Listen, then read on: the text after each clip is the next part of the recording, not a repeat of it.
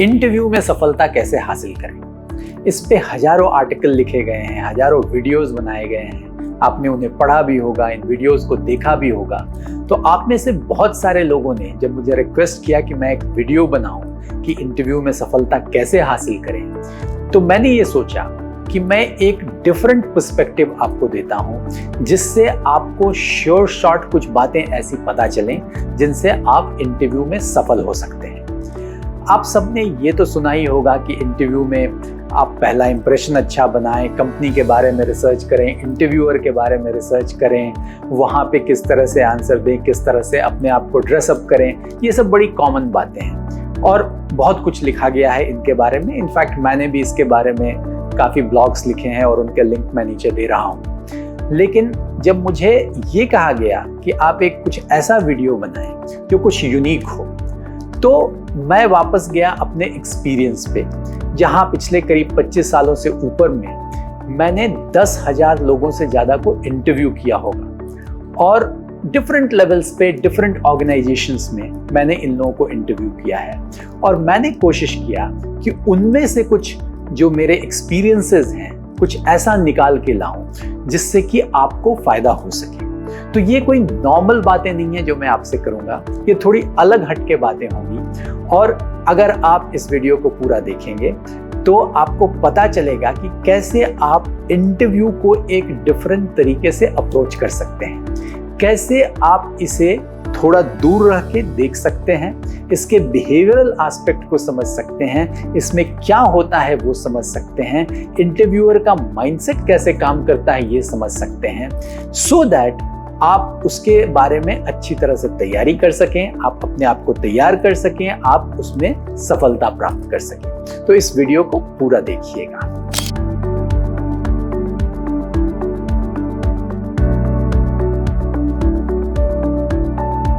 हाय, मेरा नाम अंजनी बी कुमार है और मैं एक सक्सेसफुल कॉर्पोरेट प्रोफेशनल और सक्सेस कोच हूँ। इससे पहले कि मैं ये वीडियो शुरू करूँ, अगर आपने मेरे चैनल को अभी तक सब्सक्राइब नहीं किया है तो इसे सब्सक्राइब करें और अपने फ्रेंड्स एंड फैमिली के साथ इस वीडियो को और बाकी दूसरे सारे वीडियोस को भी शेयर करें।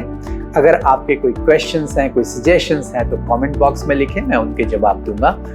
और सबसे इम्पॉर्टेंट, अगर आपको ये वीडियो पसंद आता है तो इसे लाइक करें। तो चलिए इस वीडियो को शुरू करते हैं। तो सबसे पहले हम ये समझने की कोशिश करते हैं कि एक इंटरव्यू का प्रोसेस कैसे काम करता है। तो इंटरव्यू के प्रोसेस में होता क्या है, किसी भी कंपनी में एक वैकेंसी होती है और वहां पे एचआर को ये रिस्पॉन्सिबिलिटी दी जाती है कि वो इस वैकेंसी को फिल करें और उसके लिए वो एक सर्च करते हैं, इधर खुद करते हैं या कंसल्टेंट्स की मदद लेते हैं और कुछ लोगों को शॉर्टलिस्ट करते हैं कि जिनका इंटरव्यू किया जा सके। तो मैं ये मान के चल रहा हूं कि हम उस स्टेज की बात कर रहे हैं जहां पे आप इंटरव्यू के लिए शॉर्टलिस्ट हो चुके हैं। तो उसके बाद आपकी तैयारी क्या होनी चाहिए, मैं किसी और वीडियो में ये बात करूंगा कि शॉर्टलिस्ट कैसे हो सकते हैं, वो एक अलग टॉपिक है और उसके बारे में हम अलग से बात करेंगे। बट यहाँ मैं मान के चल रहा हूँ कि आप इंटरव्यू के लिए शॉर्टलिस्ट हो चुके हैं और आप इंटरव्यू में अपीयर होने जा रहे हैं। तो आप वो क्या कर सकते हैं जिसके द्वारा आपको श्योर शॉट सफलता मिले। तो सबसे पहले ये समझते हैं कि जो भी व्यक्ति आपका इंटरव्यू लेता है वो कौन है। तो वो 2-3 तरह के लोग हो सकते हैं। एक तो पहले एचआर के लोग हो सकते हैं, क्योंकि उन्हें पता करना होता है कि जिस व्यक्ति को आपने शॉर्टलिस्ट किया है वो इस पोजीशन के लिए कितना एप्रोप्रिएट है, कितना सही है। क्योंकि कोई जरूरी नहीं है कि जितने लोग शॉर्टलिस्ट हुए हैं सबको फाइनल इंटरव्यू के लिए भेजा जाए। तो पहला एचआर का ऑब्जेक्टिव होता है कि वो एक बेसिक स्क्रीनिंग करे, या तो फोन के ऊपर करे या मिल के करे, और आगे उन्हीं सीवीज को बढ़ाए जिनको उनको लगता है कि वो सेलेक्ट हो सकते हैं। अब यहाँ पे हम साइकोलॉजिकली एक बात समझने की कोशिश करते हैं कि एचआर का फाइनल ऑब्जेक्टिव क्या है। एचआर का रोल होता है कंपनी के हर ओपन पोजीशंस को क्लोज करना। तो जब उनका टारगेट ये है कि वो हर पोजीशन को क्लोज करें, तो वो किसी भी इंटरव्यू में इस विचार से आते हैं कि, और इस होप से भी आते हैं कि जो भी पर्सन का इंटरव्यू वो कर रहे हैं वो इस लेवल से तो एटलीस्ट आगे बढ़ जाए। क्योंकि उससे उनका एक KRA मीट हो जाता है। तो वो आपके लिए एक सपोर्ट सिस्टम की तरह काम करते हैं, अनलेस आप कुछ इतना बुरा परफॉर्म करें कि उन्हें भी लगे कि कोई फायदा नहीं है इसको आगे बढ़ा के। बट इन जनरल, क्योंकि HR का खुद का ऑब्जेक्टिव होता है सिलेक्शन प्रोसेस को कंप्लीट करना, तो वो आपके तरफ फेवरेबली देखते हैं। उनका ये अप्रोच होता है कि एक डिसेंट अच्छा परफॉर्मर उन्हें मिल जाए जिसे वो फाइनल इंटरव्यू के लिए आगे भेज सके। तो ये समझना बहुत जरूरी है कि इस पूरे प्रोसेस में HR आपका एक तरह से इनडायरेक्ट फ्रेंड है, तो उसे उस तरह से हम ट्रीट करेंगे। अब आगे बढ़ते हैं और उसकी बात करते हैं जो लोग फाइनली ये डिसाइड करेंगे कि किसका सिलेक्शन होना है। अब जब बात यहाँ पे आती है तो इधर वो पर्सन आपका फ्यूचर मैनेजर हो सकता है जिसके अंडर ये पोजीशन है, क्योंकि वो सबसे इंपॉर्टेंट पर्सन है और अल्टीमेटली इस पोजीशन को उसके साथ काम करना है, तो वो काफी क्रिटिकली इस पोजीशन को देखेगा या देखेगी। तो वो एक important part of the interview process है और उस व्यक्ति को हमें समझना बहुत जरूरी है। कई ऑर्गेनाइजेशंस में ये भी होता है कि सिर्फ एक व्यक्ति फाइनल डिसीजन नहीं लेता है, तो कई बार जो इस पोजीशन का रिपोर्टिंग मैनेजर है उसके भी रिपोर्टिंग मैनेजर को हमने देखा है कि वो भी इंटरव्यू लेते हैं। तो इसलिए ये 2 लेवल पे इंटरव्यू हो सकते हैं। कई बार ये भी होता है कि आपको चेक करने के लिए कुछ पीयर्स भी इंटरव्यू करते हैं और देखते हैं कि कितना ये पर्सन जो जिनका इंटरव्यू लिया जा रहा है कितना सूटेबल है इस पोजीशन के लिए। तो इस तरह के लोग प्राइमरली इंटरव्यू प्रोसेस में इन्वॉल्व होते हैं। तो इनको मैप आउट करना बहुत जरूरी है, समझना जरूरी है कि आप किस समय किस व्यक्ति से मिल रहे हैं, क्योंकि सेम अप्रोच हर व्यक्ति के लिए उचित नहीं होगा। तो जैसा मैंने आपको बताया कि HR आपका एक इनडायरेक्ट फ्रेंड है, लेकिन जो डायरेक्ट मैनेजर है इस पोजीशन का वो सबसे क्रिटिकल इवैल्यूएशन करेगा। उसके बाद वो अगर मैनेजर के मैनेजर को आप मिल रहे हैं तो उसका इवैल्यूएशन ये भी होगा कि at a larger organizational level ये जो कैंडिडेट है इसकी सूटेबिलिटी कितनी है, मेरे पूरे डिपार्टमेंट में कितने अच्छी तरह से ये कैंडिडेट फिट हो सकता है या हो सकती है। प्लस वो ये भी देखना चाहेंगे एट दैट लेवल कि मेरे रिपोर्टिंग ने कैसे कैंडिडेट्स को सिलेक्ट किया है। सो हो सकता है कि वो उस लेवल का इंटरव्यू इधर एक जस्ट प्रोसेस हो कि चलो इनको सिलेक्ट कर लिया तो मिल लेते हैं, या एक इवन मोर क्रिटिकल इंटरव्यू हो सकता है compare to the immediate manager. तो ये भी समझना जरूरी है। और जब हम पीयर्स या अदर जो इनडायरेक्ट रिपोर्टिंग मैनेजर्स की बात करते हैं, वहां पे मोर और लेस ये एक प्रोसेस होता है कि भाई आप कुछ और लोगों से मिलें, और इन जनरल अगर आपका परफॉर्मेंस ओके होता है तो कोई ऑब्जेक्ट नहीं करता है, अनलेस कि आपने कुछ गलत इंफॉर्मेशन दे दिया या फिर कुछ ऐसा कर दिया जिससे उनके मन में कोई डाउट हो जाए कि ये कैंडिडेट सही है या नहीं। तो इस तरह एट अ फर्स्ट लेवल हमें ये बहुत इंपॉर्टेंट हमारे लिए जरूरी हो जाता है समझना कि हम किसके साथ इंटरव्यू देने जा रहे हैं, और ये जो मल्टीपल रोल्स हैं जिनके साथ हम मिलने जा रहे हैं उनको मैप आउट करना जरूरी है। और ये मैं आपको इसलिए बता रहा हूँ क्योंकि मैं मोस्टली दूसरे साइड में बैठ के ये चीजें देखता रहता हूँ, एंड पिछले 25 सालों से मैंने ये देखा है। लोग ये नहीं समझते हैं कि किससे मिलने जा रहे हैं, उसका मोटिवेशन क्या है, और उस हिसाब से अपने आप को तैयार नहीं करते।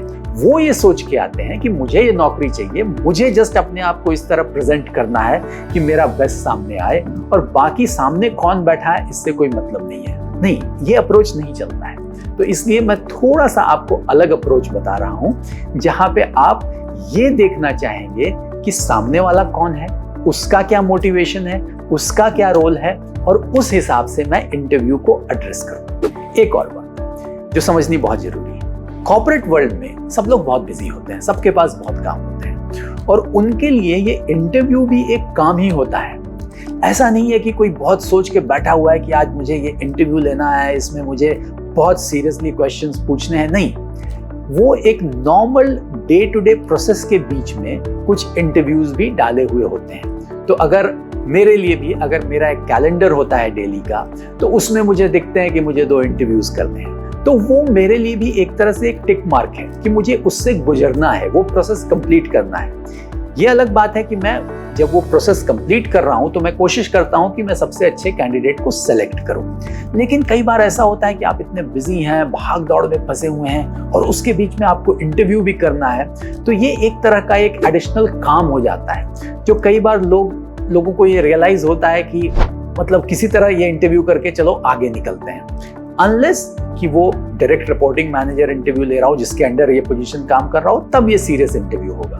तो ये भी समझना जरूरी है कि अगर आपका इंटरव्यू किसी वक्त दिन में शेड्यूल किया गया है तो उस वक्त आप मान के चलिए कि लोग बहुत बिजी हैं और किसी तरह टाइम निकाल के आपसे मिलने आ रहे हैं। तो ये अगर समझ आप में है तो आप उनका माइंडसेट अच्छी तरह समझ पाएंगे कि वो किस माइंडसेट में आपसे मिलने आ रहे हैं। अज्यूमिंग आपका इंटरव्यू 2 बजे है, ऑब्वियसली जो आपका इंटरव्यूअर है उसने अभी जस्ट खाना खाया होगा या उसे इवन खाना खाने का मौका नहीं मिला होगा और वो पहले सोच रहा होगा कि इंटरव्यू खत्म करते हैं फिर आगे बढ़ते हैं। या अगर सुबह सुबह कोई इंटरव्यू शेड्यूल किया गया है तो हो सकता है कि जो आपका इंटरव्यूअर है वो थोड़ा ठंडे दिमाग से ज़्यादा सोच समझ के आएगा। या शाम के अंत में इंटरव्यू शेड्यूल किया गया है, आदमी ऐसे ही थका हुआ रहेगा, वो सोचेगा चलो किसी तरह खत्म करके आज का दिन खत्म करते हैं। तो ये समझना भी बहुत जरूरी है। और एक चीज, एक राज की बात जो मैं आपको बताता हूं वो आपके लिए बहुत काम करेगी कि आपके पास एक राइट होता है मोस्ट ऑफ द टाइम कि आप अपना इंटरव्यू कब दें। कोई जरूरी नहीं है कि जो समय आपको दिया गया हो आपको उसी समय इंटरव्यू देना है, आपको चॉइसेस लोगों को दे सकते हैं। और मैं हमेशा लोगों को एडवाइस करता हूं कि अगर पॉसिबल हो तो सुबह का पहला स्लॉट आप लें इंटरव्यू के लिए। उस वक्त आपका इंटरव्यूअर बिल्कुल फ्रेश माइंड से आता है या आती हैं और एक अच्छा इंटरव्यू उस वक्त कंप्लीट होता है, रादर देन दिन में भागते दौड़ते किसी भी टाइम इंटरव्यू करना या शाम में जब आदमी थका हुआ हो।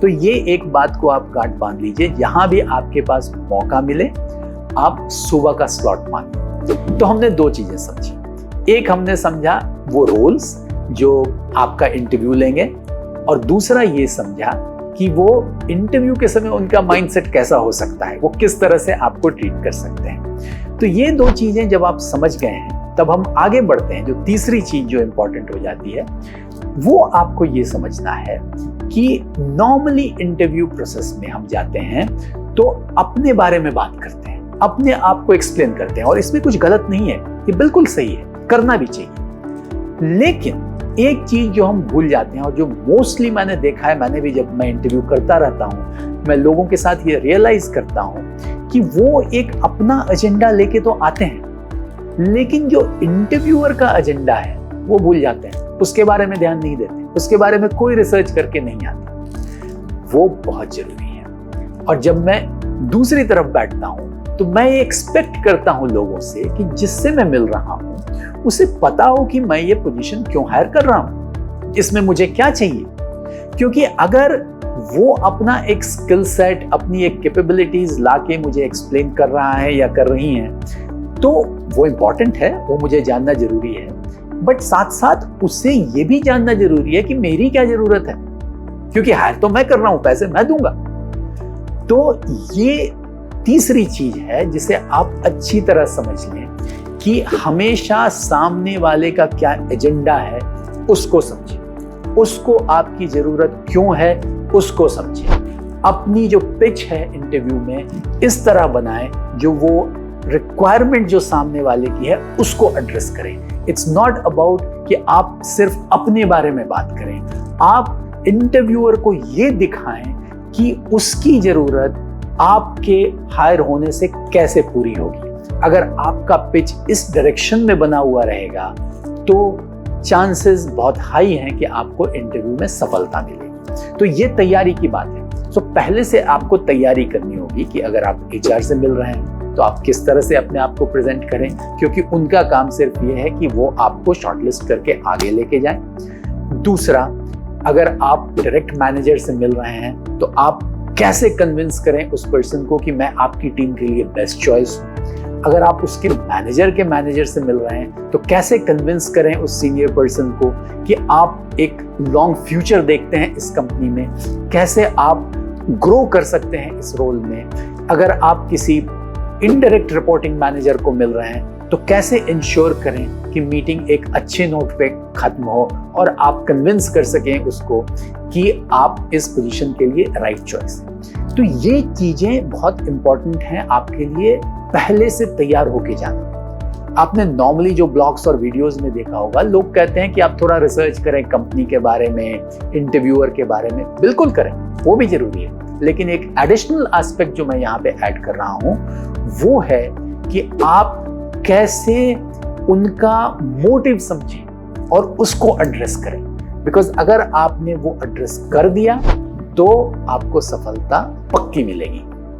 तो इसलिए ये समझकर इंटरव्यू प्रोसेस को अप्रोच करें। सो ये 3 चीजें हमने जो देखी वो प्री वर्क है, पहले से जो आपने प्रिपरेशन किया है इंटरव्यू में जाने से पहले। और ये मान के चलिए कि हर इंटरव्यू का अलग प्रिपरेशन होना चाहिए, क्योंकि हर इंटरव्यू में आप अलग इंटरव्यूअर से मिल रहे हैं, तो इसलिए उनका मोटिव अलग होगा, उसके लिए आपका पिच अलग होना चाहिए। तो ये 3 चीजें आप पहले से तैयार कर लें।